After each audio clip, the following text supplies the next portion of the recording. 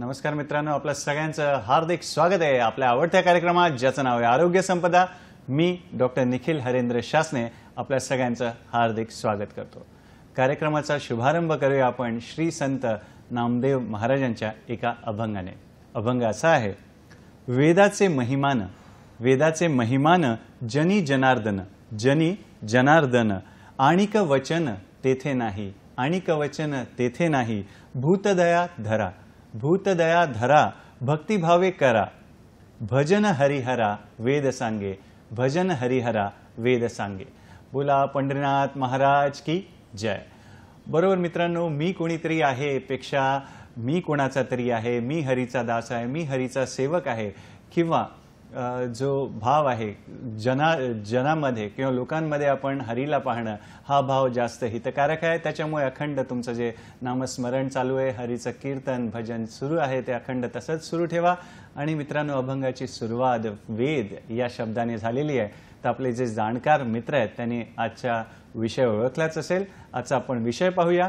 आजचा विषय आहे पावसाळा आणि पंचकर्म। बरोबर, पावसाळा आणि पंचकर्म या विषयावर मार्गदर्शन करायला आपल्याला वरळी मुंबईतील सुप्रसिद्ध असं पोदार आयुर्वेद महाविद्यालयातील पंचकर्म विभागातील सहयोगी प्राध्यापिका डॉक्टर शीतल लोढा आपल्यासोबत आहे। नमस्कार मॅडम, आपलं स्वागत आहे कार्यक्रमात। नमस्कार मित्रांनो, मॅडमचा तुमच्याशी परिचय करून देतो। डॉक्टर शीतल लोढा शहा, आपण सहयोगी प्राध्यापिका आहात पोदार आयुर्वेद महाविद्यालय वरळी मुंबई येथे पंचकर्म या विभागामध्ये।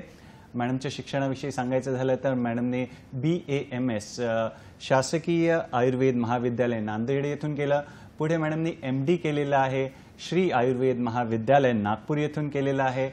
मॅडमच्या गाठीशी 17 वर्षाचा अनुभव आहे, वैद्यकीय अध्यापनाचा म्हणा, रुग्णसेवेचा म्हणा, आणि पुढे मॅडम पदवी आणि पदव्युत्तर विद्यार्थ्यांना शिकवतात, त्यांना मार्गदर्शन करतात, त्यांचे गाईड आहेत म्हणजेच मार्गदर्शक देखील आहेत।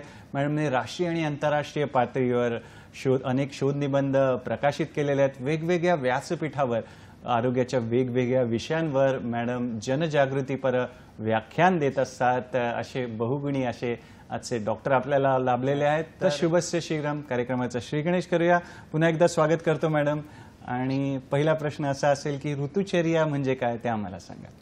सर, चर्या म्हणजे आचरण आणि ऋतू म्हणजे उन्हाळा, पावसाळा, हिवाळा। या ऋतूंमध्ये जे आचरण केलं जातं ते ऋतुचर्या।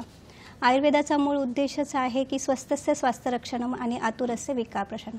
म्हणजेच काय तर स्वस्थाचं स्वास्थ्यरक्षण करणं हा मूळ उद्देश आहे, आणि त्यासोबतच जे काही व्याधी पुरुष आहेत, रोगीग्रस्त आहेत, त्यांचा रोग कमी करणं हा दुसरा उद्देश आहे। तर मग स्वस्थाचं स्वास्थ्यरक्षण करायचं आहे आपल्याला, मग त्याच्यासाठी काय करायचं आहे तर आयुर्वेदामध्ये दिनचर्या सांगितली आहे, म्हणजे दिवसभर तुम्ही कोणते आचरण करायचं आहे। ऋतुचर्या सांगितली आहे, म्हणजे ऋतूंमध्ये कोणकोणता आहार घ्यायचा आहे, विहार घ्यायचा आहे, आणि कोणकोणती पंचकर्म करायची आहेत। याच्याशिवाय आयुर्वेदामध्ये मानसिक विकारांचा पण खूप छान विचार केलेला आहे। आपल्याला मानसिक विकार होऊ नयेत म्हणून आचार रसायन नावाचं पण एक चॅप्टर आलेलं आहे, ज्याच्यामुळे आपल्याला जे आजकाल डिप्रेशन, वैफल्यग्रस्त लोक होतात ती कमी होऊ शकतात जर आपण त्याचं आचरण केलं तर। दिनचर्यामध्ये खूप साध्या गोष्टी सांगितलेल्या आहेत, जसं की रोज स्नान करणं, उठणं लावणं, नाकामध्ये तेल टाकणं, डोळ्यांमध्ये तूप टाकणं, कानांमध्ये तेल टाकणं, डोक्यावर तेल लावणं, पायाला मसाज करणं। ह्या साध्या गोष्टी दिनचर्येमध्ये आपण आचरण केल्या तर बरेचसे व्याधी आपण टाळू शकतो। तसंच ऋतुचर्येमध्ये पण वेगवेगळी पंचकर्म सांगितलेली आहेत जी आज आपण पाहणार आहोत। फारच छान। डॉक्टर शीतल, आम्हाला हे पण सांगा की आयुर्वेदाच्या दृष्टिकोनातून आपण पावसाळ्याकडे कसं पाहतो ते देखील आम्हाला सांगा। सर, भारतीय परंपरा म्हणा किंवा आयुर्वेदशास्त्र हे काही वेगळं नाही आहे, कारण आयुर्वेदशास्त्रच हे मेन भारतीय शास्त्र आहे।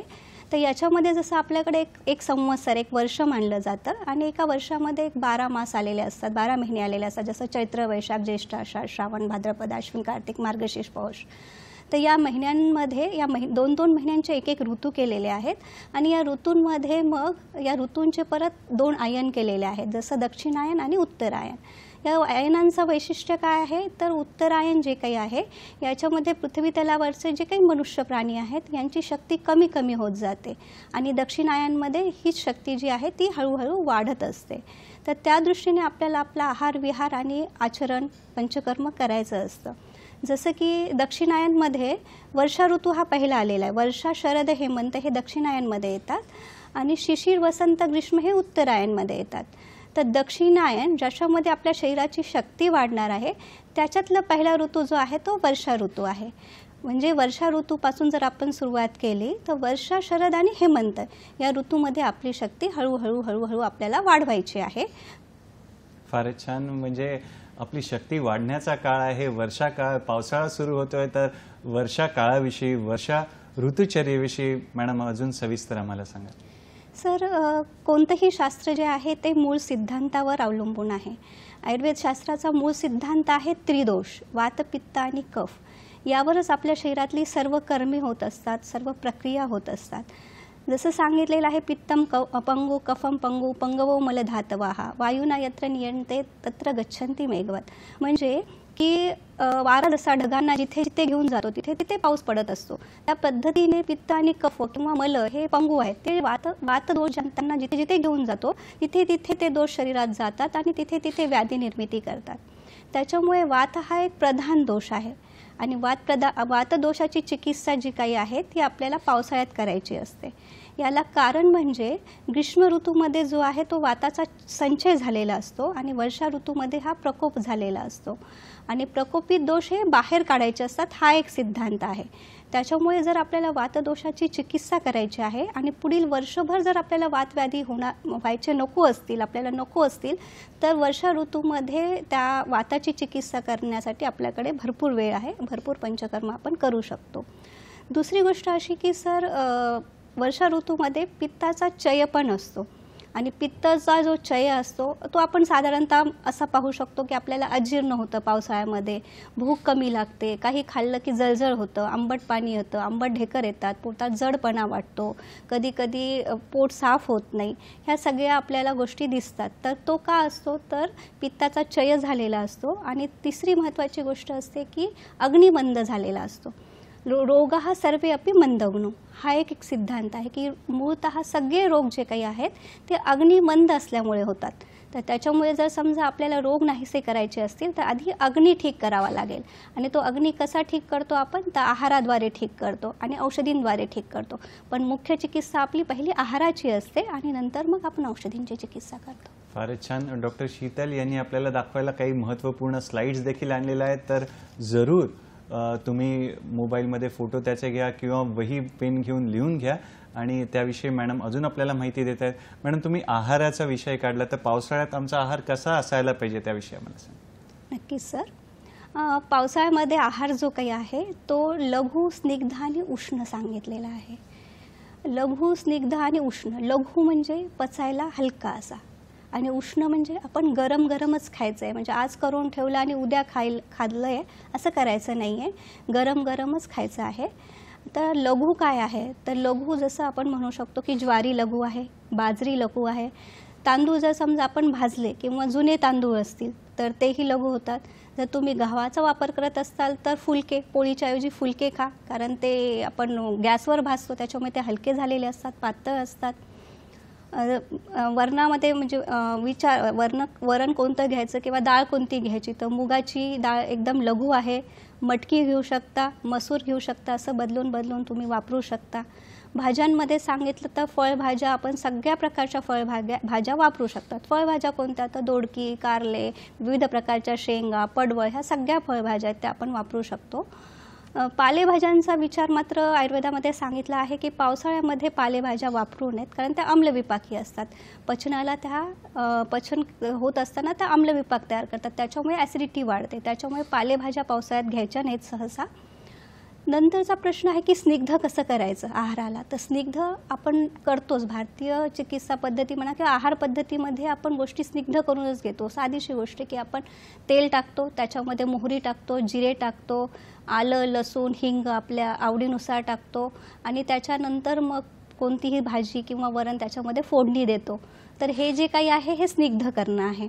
आणि याच्यामध्ये आपण जिरे, मोहरी, आले, लसूण, हिंग टाकल्यामुळेही ती गोष्ट जी आहे ती उष्ण होते, तीक्ष्ण होते, पचायला हलकी होते आणि कफाचा नाश करणारी असते, वात कमी करणारी असते आणि पित्त अग्नी चांगली करणारी असते. त्याच्यामुळे या पद्धतीने फोडणी देऊन आपण गोष्टी घ्यायच्या आहेत. मग ते सूप असो, वरण असो की भाजी असो. तो झाला स्निग्ध आहार. लघु आहार म्हणजे आपण भाताचं पण एक सांगू शकते की समजा भात घ्यायचाच आहे तो कुकरमध्ये लावण्याच्या ऐवजी तुम्ही गॅसवर शिजवून घ्या. आपण ज्या पहिल्या काळी पातेल्यात शिजवायचो भात तसं त्या पद्धतीने तुम्ही घेऊ शकता. फारच छान. तर आहाराविषयी तुम्ही डॉक्टर शीतल आम्हाला सांगितलं. आता आम्हाला विहाराविषयी म्हणजेच व्यायाम किती करावा, कसा करावा त्याविषयी मार्गदर्शन द्या. सर, विहाराविषयी तर सांगितलेलंच आहे. एक पाण्याविषयी सांगायचं राहिलेलं आहे की पाणी हे नेहमी उकळूनच घ्यायचं आहे, आपल्याला उकळूनच प्यायचं आहे.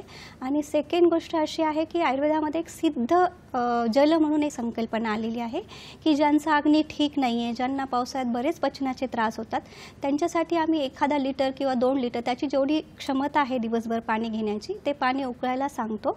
आणि त्याच्यामध्ये विविध औषधी चूर्ण एक 10 ग्रॅमच्या स्वरूपात किंवा 20 ग्रॅमच्या स्वरूपामध्ये टाकायला सांगतो. आणि ते रात्रभर मग आम्ही त्याला एक 5-6 तास ठेवायला सांगतो आणि दिवसभर नंतर दुसऱ्या दिवशी तेच पाणी प्यायचं आहे. त्याला सिद्ध जल असे म्हणतात. असं पाणी हे पचायला पण हलकं असतं आणि त्रिदोष समावस्थेत ठेवतं. अग्नीही चांगला होतो आपला, म्हणून आपल्याला सिद्ध जल वापरायचं आहे आणि पाणी उकळूनच घ्यायचं आहे. सर, विहाराविषयी आत्ता तुम्ही विचारलं तर विहारामध्ये आपल्याला एक साधे सुती कपडे वापरणं असो, अंघोळ करताना विविध औषधी उटणे वापरणं असो हे करायचं आहे. कारण पावसाळ्यात कसं दमट वातावरण वाढलेलं असतं, कपडे हे सुकलेलेच हवे आणि स्किन जी असते ती दमट ओलसर झालेली असते. त्याच्यावर जर समजा आपण सुगंधी औषधी उटणे चोळले तर काय होतं की स्किन इन्फेक्शन्स, फंगल इन्फेक्शन्स वाढत नाहीत, स्किन चांगली राहते, विविध त्वचा विकार आपल्याला होणार नाहीत. त्याच्यामुळे ते उटणे लावायचे आहेत.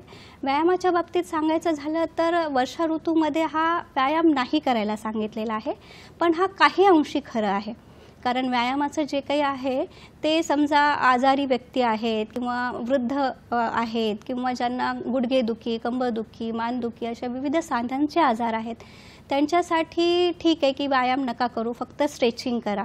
पण व्यायामाचा दुसरा पैलू असा आहे की तो एक स्वेदनाचा प्रकार आहे. स्वेदन म्हणजे काय तर आयुर्वेदाची एक मुख्य चिकित्सा आहे, पंचकर्मातली एक मुख्य चिकित्सा आहे. स्वेदन जे काही असतं ते स्वेदन ही प्रक्रिया आहे ज्याच्यामध्ये घाम शरीरातून गाळला जातो. तर तो घाम गाळण्याची प्रक्रिया म्हणजे स्वेदन. स्वेदनाने काय होतं किंवा व्यायामाने काय होतं तर शरीरातली स्टिफनेस कमी होतो, गौरवता कमी होते, जडपणा कमी होतो. त्याच्यामुळे आपल्याला व्यायाम करणं महत्त्वाचंच आहे. व्यायाम किती करावा तर तो अर्धशक्ती करावा असं सांगितलेलं आहे. व्यायामामुळे आपला अग्नीही चांगला राहतो, शरीरही सुदृढ राहतं आणि मग आपली इम्युनिटी चांगली राहिल्यामुळे, शरीर चांगलं झाल्यामुळे मग व्याधीही लवकर होत नाहीत आपल्याला.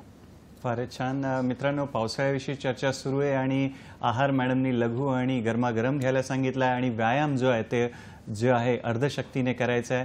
तर पावसाळ्याविषयी चर्चा सुरू असताना श्री संत नामदेव महाराजांचा एक अभंग आठवतो. अभंग असा आहे, वेदध्वनी केलिया मुनी, वेदध्वनी केलिया मुनी, गंधर्व गायने होती गगनी, गंधर्व गायने होती गगनी, ब्रह्मादिक इंद्र विमानी, ब्रह्मादिक इंद्र विमानी, इंद्रायणी ज्ञानदेवी, इंद्रायणी ज्ञानदेवी. मित्रांनो, वेळ झाली एका छोट्याशा विश्रांतीची. पाहत राहा आपला आवडता कार्यक्रम ज्याचं नाव आहे आरोग्य संपदा, फक्त आणि फक्त सह्याद्री वाहिनीवर, प्रत्येक घरासाठी, घरातल्या प्रत्येकासाठी.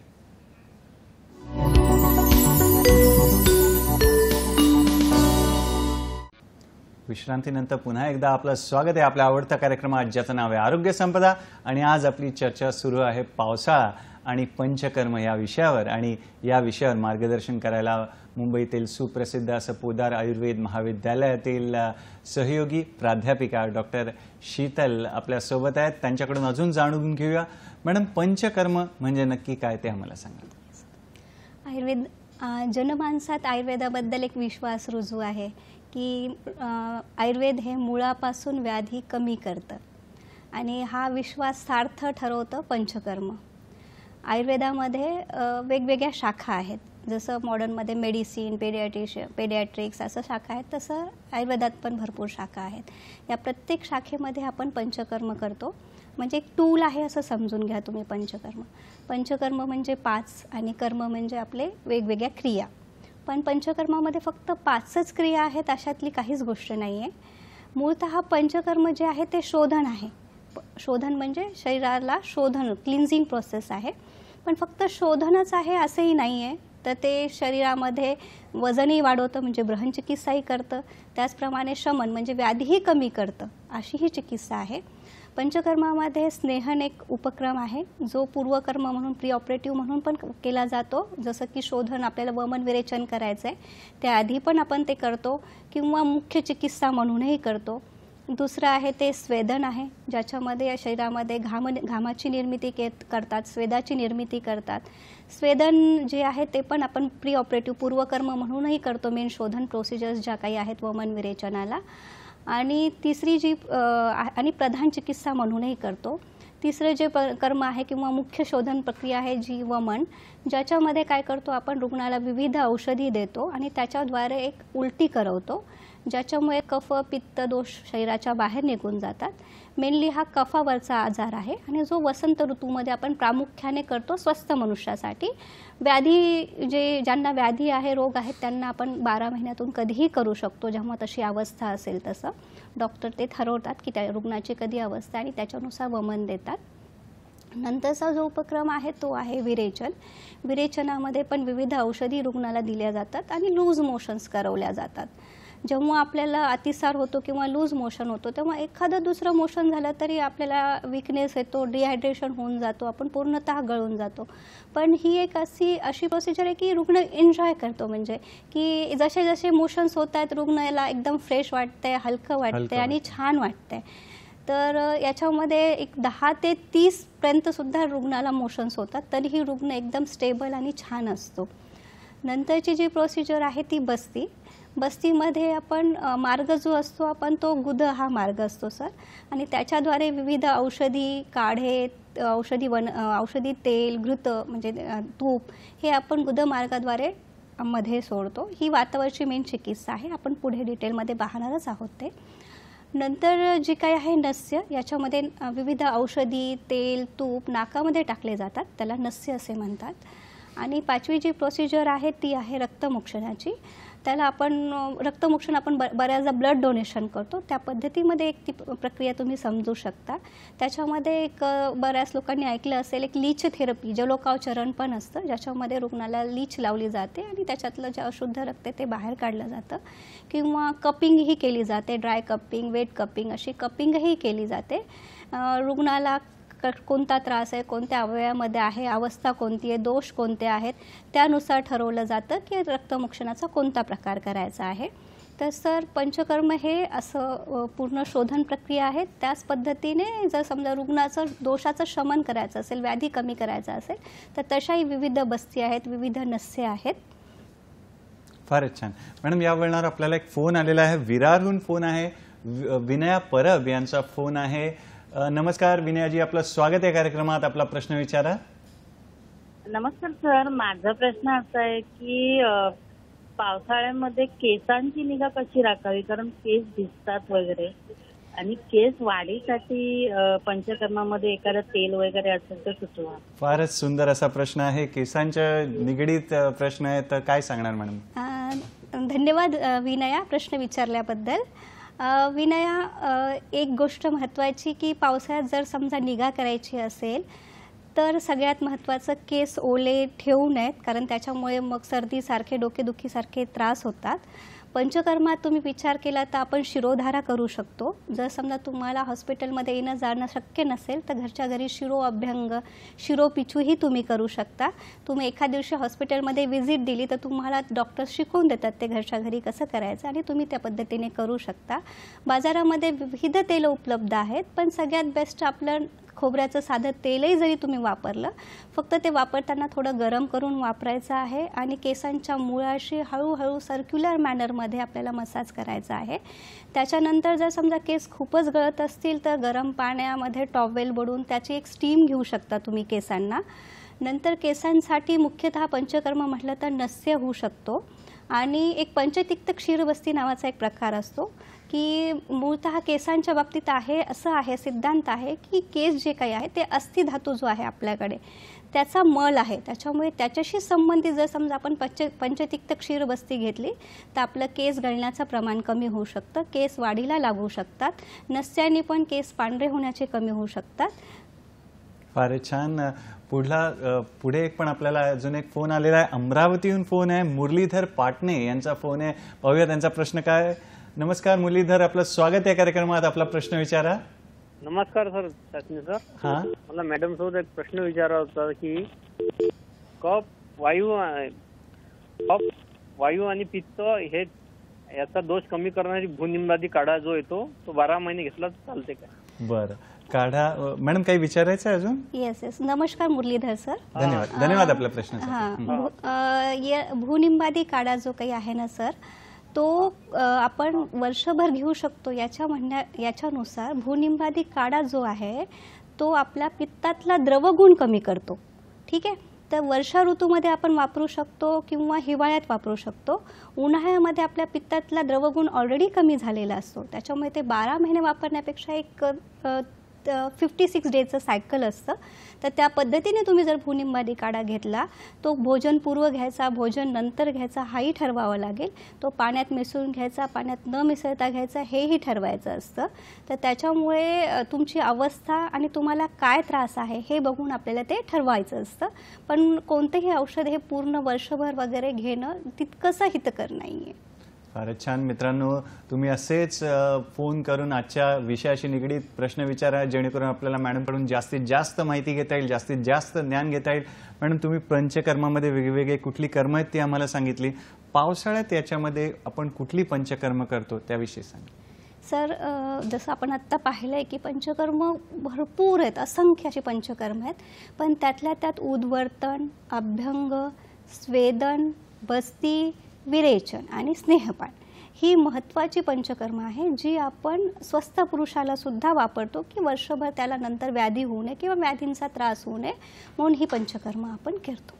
आणि हे उद्वर्तन तुम्ही म्हटलात, त्याविषयी आम्हाला सांगा. म्हणजे काय त्याचा अर्थ आणि काय केलं जातं त्याच्यामध्ये ते सांगा. सर, उद्वर्तन म्हणजे काय असतं की एक विविध औषधी चूर्ण असतात, जसं त्रिफळा झालं, मुस्ता झालं, विडंग झालं, दशमूळ झालं, सुंठी झालं. सुंठी कमी प्रमाण, फक्त शिराच्या ठिकाणी वापरतात.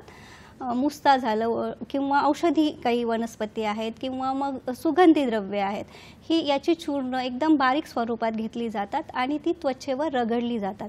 ते रगडण्याची एक डिरेक्शन आहे की ती हाताकडून म्हणजे शाखेकडून कोष्ठाकडे म्हणजे हाताकडून ती आपल्या हृदयापर्यंत घेतली जातात. तसं घेण्याचं कारण म्हणजे की कफ आणि मेदाचं विलयन होतं उद्वर्तनाने. त्वचेमधला जो काही असतो तो आपल्याला रक्तप्रवाह चांगला करायचा असतो. आणि दुसरी गोष्ट म्हणजे उद्वर्तन करताना चूर्ण ही एकदम सूक्ष्म स्वरूपात घेतली पाहिजेत. आणि उद्वर्तन किती वेळ करायचं, तर उद्वर्तन हे प्रत्येक अवयवावर एक 5 मिनिट असं जरी पकडलं तर दोन्ही हातांवर 5 मिनिट, दोन्ही पायांवर 5 मिनिट, उदरावर 5 मिनिट आणि पृष्ठ कटीवर 5 मिनिट असं म्हणलं तरी एक मिनिमम 30 मिनिट्स आपण उद्वर्तन करायला हवं. उद्वर्तन करताना आणखी एक काळजी घ्यायची म्हणजे तर शरीरावर शोथ नको. तेव्हा दुसरी, जर समजा रुग्णाला ताप आलेला असेल, प्रतिशय सर्दी झालेली असेल, अजीर्ण असेल तर आपण उद्वर्तन करत नाही. उद्वर्तन हे मुख्यतः जरी स्थौल्य म्हणजे स्थूलपणात सांगितलेलं असलं तरीही पावसाळ्यात आपण सगळ्या व्यक्तींना करू शकतो. जसं आपण आधी पाहिलं की पावसाळ्यात दमटपणा वाढलेला असतो, त्याच्यामुळे त्वचारोग जास्त होतात. तर उद्वर्तनाने कसं असतं की फंगल इन्फेक्शन किंवा बॅक्टेरियल व्हायरल इन्फेक्शन्स हे कमी होतात आणि त्याच्यामुळे उद्वर्तन आपण करतो. फारच छान. मित्रांनो, मॅडमजी जी चूर्ण सांगितली ती चूर्ण सूक्ष्म स्वरूपामध्ये ऊर्ध्व दिशेने म्हणजे हृदयाच्या दिशेने आपल्याला लावायचं आणि त्याचा लाभ घ्यायचा आहे. 5 मिनिटं एकेका अवयवाला, असं 30 मिनिटं करता येईल. आणि आंघोळीच्या आधी नंतर वगैरे असं काही याच्यात आहे? सर, आंघोळीच्या आधी केलं तर बेस्ट राहील, कारण त्याच्यानंतर आपण गरम पाण्याने स्नान करतो, म्हणजे ते एक स्वेदनाचा प्रकार असतो, तर ते जास्त बेटर होईल. फारच छान, फारच छान. आणि आंघोळीचा विषय आल्यावर अभ्यंगाविषयी आपण जनरली चर्चा करतो. तुम्ही अभ्यंगाविषयी देखील आम्हाला सांगितलं, तर त्याविषयी थोडं सविस्तर सांगा. सर, अभ्यंग हा आपल्याला लहानपणापासून माहिती आहे. आपण दिवाळीत उटणे लावणं म्हणजे एक अभ्यंगच असतं. अभ्यंग स्नान असंही त्याला नाव आहे. तर अभ्यंग जे आहे ते विविध तेल शरीरावर विशिष्ट दिशेने फिरवणं त्याला अभ्यंग म्हणतात. अभ्यंगाच्या डायरेक्शन्स आहेत, आपल्याला रुग्णाला काय करायचं आहे त्याच्यावर डिपेंड आहे. जर शोधन प्रक्रियेच्या आधी आपण जर अभ्यंग करत असू तर ते आपण हातापासून हृदयापर्यंत म्हणजे शाखेतून हृदयापर्यंत हातापासून हृदयापर्यंत करतो. आणि जर समजा आपल्याला शमन करायचं असेल किंवा वजन वाढवायचं असेल किंवा रोग कमी करायचे असतील तर ते हृदयाकडून हातापायांकडे म्हणजे अपोजिट डिरेक्शननी आपण करतो. अभ्यंगामध्ये तेल जे आहेत ते भरपूर प्रमाणात औषधी म्हणजे ग्रंथात पण सांगितले आहे आणि बाजारात पण उपलब्ध आहेत. पण मूळ बेसिक जे आहे ते तीळ तेल आणि मोहरी तेल हे कॉमन तेल आहेत, आपण ते वापरतो. प्लस सहचर तेल, दशमूळचर, कोकॉट्टेम चुक्यादी तेल, चंदनबला लाक्षादी तेल, त्रिफला तेल अशा ग्रंथांमध्ये विविध तेल सांगितले आहेत. रुग्णाची प्रकृती कोणती आहे, अवस्था कोणती आहे, रुग्णाची स्किन कशी आहे, सत्व कसं आहे, सात्म्य कसं आहे, अशा त्रिविध आणि दशविध परीक्षा सांगितलेल्या आहेत. त्या परीक्षा आपण करतो आणि मग एक तेल निवडतो जे रुग्णासाठी उत्तम आहे किंवा स्वस्थ मनुष्यासाठी उत्तम आहे आणि मग आपण तसं अभ्यंग करतो. अभ्यंगाचा वेळ जो असतो तो सेम की एका अवयवावर 5 मिनिट करायचे असतात आपल्याला. तर असं एक 5 मिनिट हातांवर, 5 मिनिट पायांवर, 5 मिनिट उदरावर, उरावर, 5 मिनिट कटिपृष्ठावर असं पूर्ण एक 30 मिनिट्स करतो. डॉक्टर जे काही आहेत काही डॉक्टर्स पहिले 20 मिनिट्सपासून सुरू करतात आणि हळूहळू जशी रुग्णाची कॅपॅसिटी वाढते तसं 45 मिनिट्स म्हणजे पाऊण तासापर्यंत पण अभ्यंग करतात.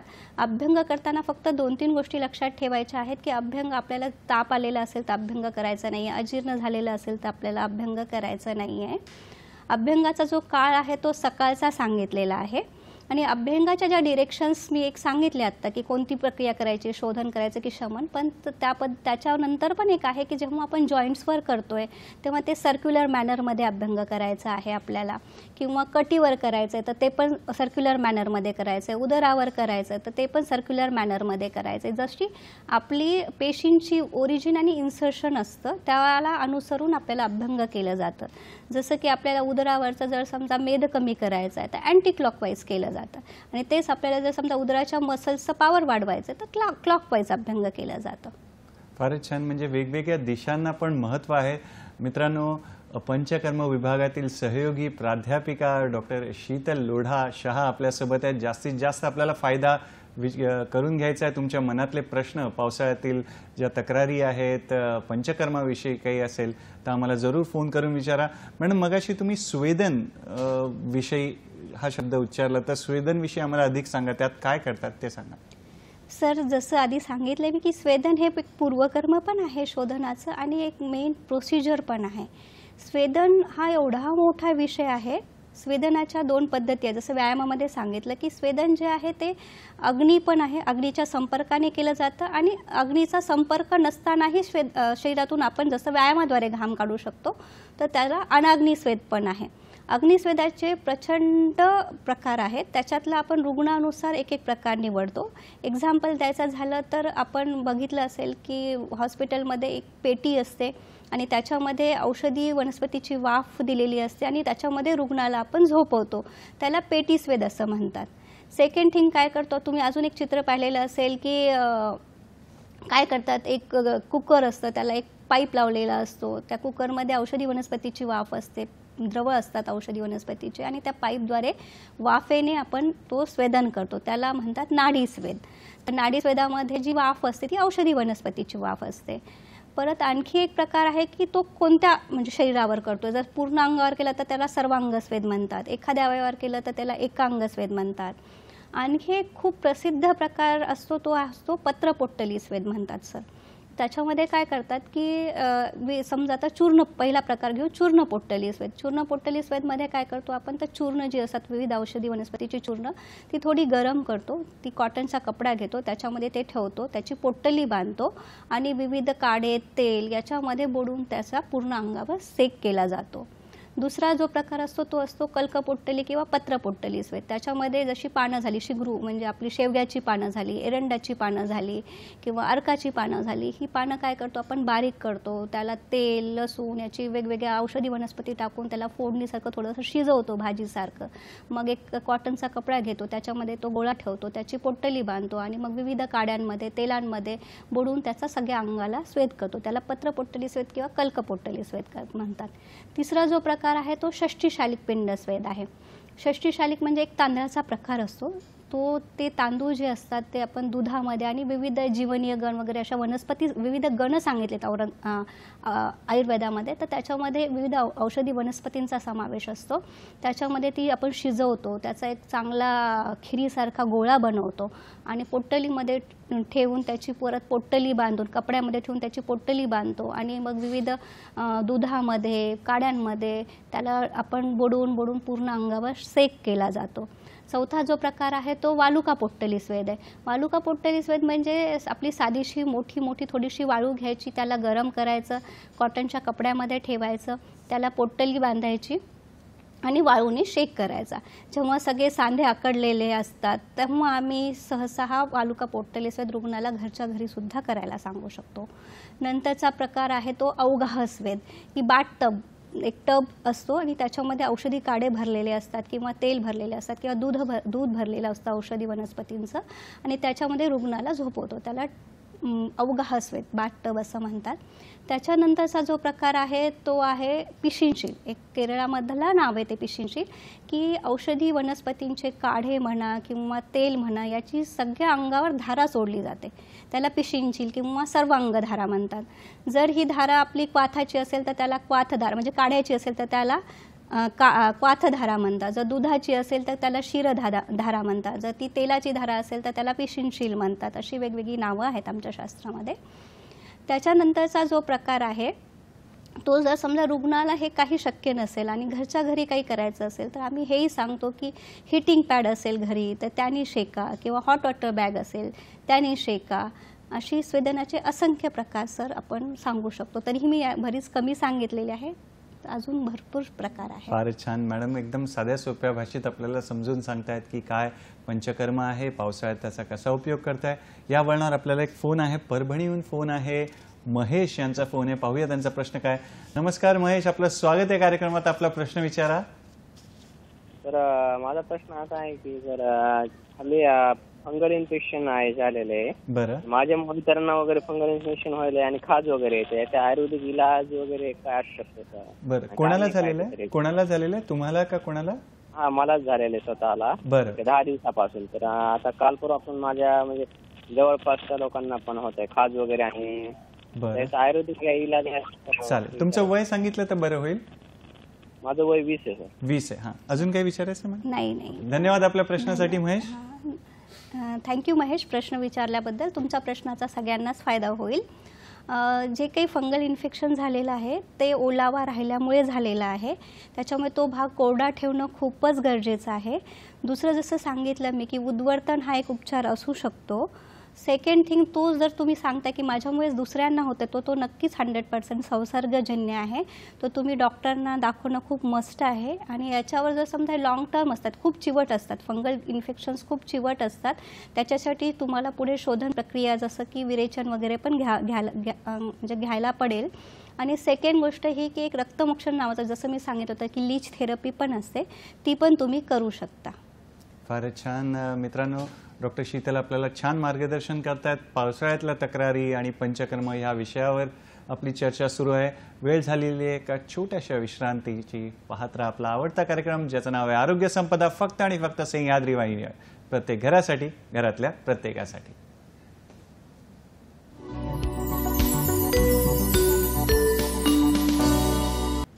विश्रांतीनंतर पुन्हा एकदा आपलं स्वागत आहे आपल्या आवडत्या कार्यक्रमात ज्याचं नाव आहे आरोग्य संपदा.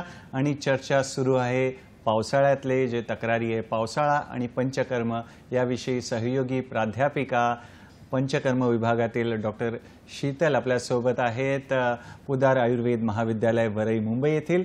मॅडम, या वळणावर आपल्याला विक्रोळीहून फोन आहे, नम्रता यांचा फोन आहे. पाहूया त्यांचा प्रश्न काय. नमस्कार नम्रता, आपलं स्वागत आहे कार्यक्रमात. आपला प्रश्न विचारा. नम्रता, आमचा आवाज येतोय? आपला प्रश्न विचारा, सलग प्रश्न विचारा. बहुतेक आवाज येत नाहीये. हां, तर पुढला प्रश्नाकडे आपण वळूया. आवाज येतोय नम्रता? हां, नमस्कार. आपला प्रश्न सलग विचारा. सर नमस्कार. हां हां, प्रश्न सलग विचारा. हां, मला ना, मी डायबिटीज पेशंट आहे. बरं, बोलत राहा. मी डायबिटीज पेशंट आहे. तर मला ना माझ्या डायबिटीजवर औषध घेतलं ना, तर मला आंबट पाणी माझ्या तोंडात येतं, झोपल्यावर नाकात पण येतं. ओके. हां हां हा, तर मला हां, टीव्हीचा आवाज कमी करून टाका, बंद केला तर उत्तम. आणि सलग प्रश्न विचारा.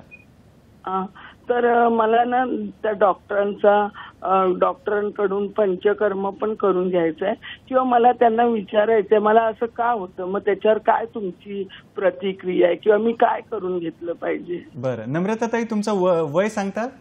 माझं वय 58 आहे. 58 आहे. मॅडम, अजून काही विचारायचं? हां, नम्रताताई, मला हे विचारायचं आहे की तुम्ही शुगर सांगू शकता का, की म्हणजे जेवणापूर्वीची किती आहे, जेवणानंतरची किती आहे, आणि ते कंट्रोल आहे का, तुम्हाला काही औषधं सुरू आहेत का, आणि तुम्ही तो HbA1c एक 3 महिन्याची शुगर पाहिली जाते, तर ते तुम्ही पाहिलेलं आहे का? काही तपासणी चाचणी केली आहे तपासणी का? आहेत का तुमच्याकडे काही? माझ्याकडे पेपर आहेत डॉक्टर. अच्छा, ठीक आहे. हा डॉक्टर, मला इन्सुलिन पण चालू आहे. येस बरं. येस आणि माझं 150च्या पुढेच असतं ओके. खाण्याच्या आधी, बरं. आणि खाल्ल्यानंतर 250 पर्यंत जातं. बरं. पण रात्री ना 12च्या नंतर डॉक्टर मी झोपले ना, तर मला ना माझ्या तोंडात आणि नाकात ते आंबट पाणी येतं किंवा लाळ येते. बरं, बरं. चालेल. आपला प्रश्न कळलाय नम्रता ताई, धन्यवाद आपल्या प्रश्नासाठी. बघूया मॅडम कडून उत्तर आपण ऐकूया. मॅडम, काय सांगणार? सर, माझ्या म्हणजे त्या जेवढं सांगते त्याच्यातून मला असं वाटतं की त्यांना जे आहे, नम्रताताईंना रिगर्जिटेशन होतं आहे, की ॲसिडिटी जी काही आहे ती त्यांची आपली जी अन्ननलिका आहे त्याच्यावरचं जे द्वार आहे ते थोडंसं वीक झालेलं आहे, त्याच्यामुळे ते सगळं वर येत आहे. आणखी त्यांचे जर रिपोर्ट्स व्यवस्थित पाहिले तर लक्षात येईल. पण मी त्यांना एक ॲडव्हाइस करू शकते या सगळ्यांना पाहूनही, की इन्सुलिन काही युनिट्स त्यांना चालू असतील. त्यांचं जे कोणतंही पंचकर्म करण्याच्या आधी आपण एक फिटनेस बघतो सर, एक ऑल सगळे ब्लड रिपोर्ट्स बघतो. त्याच्यानंतर एक फिटनेस आपलं असतं की ज्याच्यामध्ये एक्सरे चेस्ट ECG वगैरे केले जातं, कारण शोधन प्रक्रिया असते ती थोडीशी विगोरस असते. पण काही माइल्डही पंचकर्म आहेत ती आपण त्यांना करू शकतो. फक्त त्यांनी एक काळजी घ्यायची आहे की त्यांना आपण स्वेदन खूप मोठ्या प्रमाणात करू शकत नाही, कारण ब्लड शुगर आहे त्यांची कंट्रोल नाही आहे. ते 150 आणि 250 म्हणतात जेवणापूर्वी आणि नंतरची, आणि इन्सुलिनवर आहे. पण नॉर्मल साधं एक मृदू विरेचन, नित्य विरेचन एक प्रकार येतो, ते करू शकतो. आणि औषधींमध्ये पण काही दीपन पाचन औषधी असतात, त्याच्यामुळे त्यांचं पचन सुधारून तिथलची ती जी काही अन्ननलिकेची जी काही शक्ती आहे तिथलच्या द्वाराची ती आपण वाढवू शकतो. आणि त्यांना म्हणजे पाहिल्यानंतर लक्षात येईल की त्यांना कशाची गरज आहे. डॉक्टरच्या सल्ल्यानुसार तुम्ही पंचकर्म जरी घ्यायचं असेल नम्रताताई, तर डॉक्टरांना एकदा दाखवा, ते तुमची अवस्था ठरवतील आणि मग पंचकर्म नक्की देतील. फारच छान. मित्रांनो, असेच तुम्ही फोन करून आपल्या मनातले जे प्रश्न आहेत ते आम्हाला विचारा, आणि डॉक्टरांकडून आपण जास्तीत जास्त चांगल्या प्रकारे मार्गदर्शन घ्यायचा प्रयत्न करूया. मॅडम, मगाशी तुम्ही स्नेहपान या शब्दाचा पण प्रयोग केला. पंचकर्मामध्ये स्नेहपान म्हणजे काय ते पण आम्हाला सांगा. सर, आपल्या भारतीयांचा ना खूपच आवडीचा विषय आहे स्नेहपान. म्हणजे आपल्याला माहीतच नाही आहे, कारण आपण जेव्हा जेवण करतो आपण पोळी भाजी वरण भात घेतो, पोळीला आपण तूप लावतो सर, ते काय एक गृहण स्नेहपान आहे. आपण भातावर तूप घेतो, ते पण एक गृहण स्नेहपान आहे. आपण वरणामध्ये तूप टाकतो, ते पण एक गृहण स्नेहपान आहे. म्हणजे आपण करतोय पण आपल्याला माहीत नाही. तर स्नेहपान जे आहे म्हणजे तूप, विविध औषधी तूप आणि तेल मुखाद्वारे पोटामध्ये घेणं, त्याला स्नेहपान असे म्हणतात. स्नेहपानाचे वेगवेगळे उद्देश असतात. जसं मी आत्ता सांगितलं की जेव्हा शरीराला वाढवायचं असतं, अग्नी चांगला करायचा असतो, तसं आपण रोज गृहण स्नेहपान घेतो आपण सगळे भारतीय. दुसरी गोष्ट असते शमन स्नेहपान. शमन स्नेहपान म्हणजे औषधीद्वारे आपल्याला त्या व्याधींचं कमी करायचं आहे, तर त्याच्या एका विशिष्ट काळी आणि रुग्ण पाहून किंवा तो व्यक्ती पाहून त्याची एक मात्रा ठरवतो आपण, तुपाची, तेलाची, औषधी तुपाची आणि तेलाची, आणि ती मात्रा म्हणजे तो डोस आपण त्या रुग्णाला त्या काळी देतो. त्याला शमन स्नेहपान म्हणतात. नंतरचा जो प्रकार आहे तो शोधन स्नेहपान. शोधन स्नेहपान हा म्हणजे मूळतः जेव्हा आपल्याला वमन करायचं असतं आणि विरेचन करायचं असतं तर त्याच्या आधी करतात. त्याच्यामागची संकल्पना अशी असते की जेव्हा आपल्याला माहिती आहे आपण उलटी करतोय किंवा लूज मोशन्स होत आहेत, आपण एकदम डिहायड्रेट होऊन जातो आणि थकून जातो. पण जेव्हा आपण वमन किंवा विरेचन घेतो तेव्हा हा का होत नाही, तर आपण त्याच्या आधी हे प्री ऑपरेटिव्ह केलेलं असतं. प्री ऑपरेटिव्ह म्हणजे काय, तर आभ्यंतर स्नेहपान आपण म्हणजे तोंडाद्वारे एक मोठ्या प्रमाणात म्हणजे जवळपास 250 ml ते 1 किलो किंवा लिटरपर्यंत आपण रुग्णांना विविध औषधी तूप पाजवतो. त्याला आभ्यंतर स्नेहपान, शोधन स्नेहपान असं म्हणतात. त्याने काय होतं तर शरीरातले जे काही दोष आहेत, छोट्या छोट्या सेल्समधले दोष आहेत, ते कोष्ठात आणले जातात आणि मग जवळच्या मार्गाने म्हणजे आमाशयात असेल तर उलटीद्वारे आणि जर समजा पक्वाशयात असेल तर विरेचनाद्वारे बाहेर काढले जातात. तर तसा हे आभ्यंतर स्नेहपान एक प्रकार आहे. आभ्यंतर स्नेहपानामध्ये जर समजा आपल्याला शोधन स्नेहपान करायचं असेल तर ते एकदम पहाटे जेव्हा ब्राह्ममुहूर्ताला पेशंट उठतो, मलमूत्राचं विसर्जन करतो आणि त्याच्यानंतर एका मोठ्या ठरवलेल्या मात्रेत म्हणजे डॉक्टर्स ठरवतात ती आणि त्या मात्रेत आपण रुग्णाला ते स्नेहपान करतो. नंतर जो शमन स्नेहपान असतं त्याच्यासाठी वेळ सांगितली आहे की रुग्णाला भूक लागल्यानंतर आहार न देता आपण शमन स्नेहपान करायचे. ती मात्रा पण रुग्णाच्या अग्नीवरून आणि कोष्ठावरून ठरवलेलं असतं. मग आता हे अग्निकोष्ठ कसं करणार आपल्याला आपल्या भाषेत, तर अग्नी म्हणजे काय, तर आपल्याला भूक कशी लागते, म्हणजे भूक कधी लागते, कशी लागते. जर आपल्याला भूक खूप जास्त लागत असेल, आत्ता लागते लगेच 2 तासांनी लागते, तर आपला अग्नी खूप जास्त आहे, त्याला तीक्ष्ण अग्नी म्हणतात. आपण आत्ता जेवले आणि आपल्याला 8 तास नाही जेवण दिलं तरी चालतं, त्याला मंद अग्नी म्हणतात. आणि आपलं आज 1 तासाने भूक लागते, उद्या 8 तासांनी भूक नाही लागत, त्याला विषम अग्नी म्हणतात. आणि ज्याचं सगळं सम असतं म्हणजे आज भूक लागली 6 तासांनी, उद्या पण 6 तासांनी, परवा पण 6 तासांनी, त्याला समाग्नी म्हणतात. कोष्ठ कसं करणार, तर आपल्याला मलस्वरूप कसं होतं त्याच्यावर आहे. काही काही रुग्णांना आपण पाहिलं असेल की आपण पाहतो की आपण साधं दूध घेतलं काही व्यक्तींना किंवा गरम पाणी पिलं किंवा काही विशिष्ट मनुका खाल्ल्या की लगेच 4-5 मोशन्स होतात, त्याला मृदू कोष्ठी म्हणतात. क्रूर कोष्ठी म्हणजे ज्यांना खूप म्हणजे एरंड तेल, अक्षरशः लोक इच्छाभेदी काय घेतात, तरीही त्रिफळा वगैरे घेण्याची रोज काही लोकांना सवय असते, तर तरीही कोठा साफ होत नाही, आपण त्याला म्हणतो तुझा कोठा जड आहे. तर तो जो आहे ते क्रूर कोष्ठ आहे. आणि मृदू आणि मध्यम कोष्ठ म्हणजे यामधला प्रकार की एखादं आपण साधं त्रिफळा घेतलंय, 2-3 मोशन झाल्या, इट्स ओके, तर तो मध्यम कोष्ठ आहे. तर या कोष्ठ आणि अग्नीवर आपल्याला स्नेहपान डिपेंड असतं आपलं. फक्त स्नेहपान करताना पावसाळ्यात एक काळजी घ्यायची आहे आपल्याला की जसं मी आधी सांगितलेलं आहे की पावसाळ्यात अग्नी हा मंद असतो, त्याच्यामुळे त्याच्या आधी तुम्हाला डॉक्टर्स काही दीपन पाचन करणारी म्हणजे अग्नी वाढवणारी आणि पचन चांगलं करणारी, तुमची पूर्ण डायजेशन चांगलं करणारी काही औषधी देतात. आणि त्याच्यानंतर तुमच्या प्रकृतीनुसार, स्वस्थ जरी व्यक्ती असेल तरी प्रकृतीनुसार तुमच्या अग्नीनुसार, कोष्ठानुसार एक तेलाचा किंवा तुपाचा प्रकार निवडतात आणि ते योग्य मात्रेत तुम्हाला देतात, ज्याच्यामुळे तुम्हाला पुढचे काही रोग होत नाही. फारच छान. मित्रांनो, मगाशी आपण एक फोटो पाहिलेला, स्लाइड पण पाहिलेली, बस्तीशी निगडीत स्लाइड पाहिलेली. मॅडम, बस्ती म्हणजे काय, त्याविषयी आम्हाला सविस्तर सांगा. सर, बस्ती हा असं म्हणू शकतात की पंचकर्माचा गाभा आहे. की आयुर्वेदामध्ये आत्ता जसं सांगितलं की पावसाळ्यामध्ये वातदोष वाढलेला असतो आणि सेकंड, वात हा सगळ्यात महत्त्वाचा दोष आहे. तर वातावरची जी मुख्य चिकित्सा आहे ती बस्ती चिकित्सा आहे. बस्ती म्हणजे काय, तर गुदद्वारा वाटे विविध औषधी, तेल, तूप, काढे रुग्णाच्या शरीरामध्ये देणं किंवा स्वस्थ व्यक्तीच्या शरीरामध्ये देणं. मग रुग्णांचा नेहमी किंवा स्वस्थ व्यक्तींचा साधारणसा प्रश्न असतो आम्हाला की मॅडम मी तोंडातून घेतो ना, तुम्हाला गुदद्वारच कशाला हवा आहे, कशाला ते वापरायचं आहे. पण आमचं सरळ म्हणणं असतं की सर, म्हणजे जे काही रुग्ण असतात किंवा स्वस्थ व्यक्ती की जेव्हा तुम्ही एखाद्या डॉक्टरकडे जाता, तुम्हाला मुखाद्वारे औषधी देतात आणि इंजेक्शनद्वारे औषधी देतात. तर फरक कशामध्ये असतो की मुखाद्वारे औषधी घेतल्याने आपल्याला 4 तासांनी बरं वाटतं आणि तेच आपण इंजेक्शन घेतलं, डायरेक्ट रक्तवाहिन्यांमध्ये घेतलं ते इंजेक्शन, तर लगेच तात्काळ 5-10 मिनिटात आराम येतो. सेम तसंच आहे सर इथे पण की बस्ती जो काही आहे तो आपल्या रेक्टममध्ये दिला जातो, मलाशयामध्ये दिला जातो. मलाशयाला सगळ्यात जास्त ब्लड सप्लाय आणि नर्व सप्लाय आहे. तिथे आपण जे काही देतो औषधी, वनस्पतीचे काढे, दूध, तूप, ते सर्व शरीरात लवकर पसरतात आणि लवकर इफेक्ट दिसतो आपल्याला.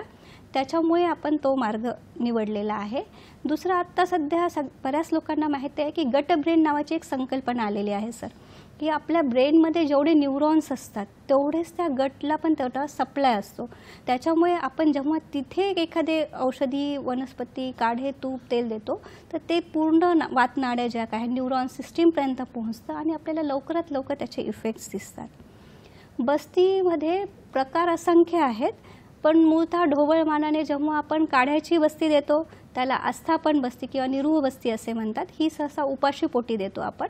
आणि जेव्हा तेलाची बस्ती देतो त्याला अनुवासन बस्ती म्हणतो किंवा स्नेहबस्ती किंवा मात्रा बस्ती म्हणतो. ती आपण जेवणानंतर देतो. नंतर काही मांसरसाच्या पण बस्ती असतात, त्याला यापन बस्ती म्हणतात. काही दुधाच्या बस्ती असतात, त्याला क्षीरबस्ती म्हणतात. रुग्णाची किंवा स्वस्थ व्यक्तींची प्रकृती कशी आहे, अवस्था काय आहे, वय काय आहे, याच्यानुसार आपण योग्य ते निवडतो आणि ती बस्ती रुग्णाला देतो. आणि विरेचन विषय आम्हाला सांगा, विरेचन म्हणजे काय? सर, जसं आपण आधी बघितलं की पावसाळ्यात पित्ताचा क्षय झालेला असतो आणि विरेचन जे काही आहे ते पित्तदोषावरची मुख्य चिकित्सा आहे. तर विरेचनामध्ये काय करतात सर, की आधी दीपनपाचन औषधी दिली असतात. ती 3 ते 7 दिवस वगैरे जोपर्यंत रुग्णाचा अग्नी आणि कोष्ठ व्यवस्थित होत नाही तोपर्यंत आपण देतो. त्याच्यानंतर आभ्यंतर स्नेहपान, जसं मी आधी सांगितलं की 250 ml ते 1 किलोपर्यंत, लिटरपर्यंत आपण रुग्णाला तूप पाजवतो. तसं आभ्यंतर स्नेहपान केलं जातं. ते 3 ते 7 दिवस केलं जातं. त्याच्यानंतर 3 दिवसाचा विश्राम काळ असतो. त्याच्यामध्ये आपण रुग्णांना बाह्य स्नेहन आणि स्वेदन म्हणजे बाहेरून मसाज करणं आणि स्वेदन देतो. आणि त्याच्यानंतर 1 दिवस रुग्णाला आपण सकाळी सकाळी काही औषधी देतो, ज्याच्यामुळे रुग्णांना पूर्ण दिवस लूज मोशन्स होतात. ह्या लूज मोशन्स एक 10 ते 30च्या दरम्यान होतात, तरीही रुग्ण फ्रेश असतो. या लूज मोशन्समध्ये आधी मलप्रवृत्ती होते, त्याच्यानंतर पित्तदोष, नंतर कफदोष बाहेर पडतो. आणि त्याच्यानंतर सर विरेचन पूर्ण दिवस झाल्यानंतर रुग्णाला पुढचे म्हणजे शोधन कसं झालं आहे, आपलं क्लिन्झिंग प्रोसेस कशी झाली आहे, त्याच्यावर एक 3 ते 7 दिवस आपण रुग्णाला काही आहाराचं आणि विहाराचं पथ्य सांगतो. त्याला संसर्जन क्रम म्हणतात.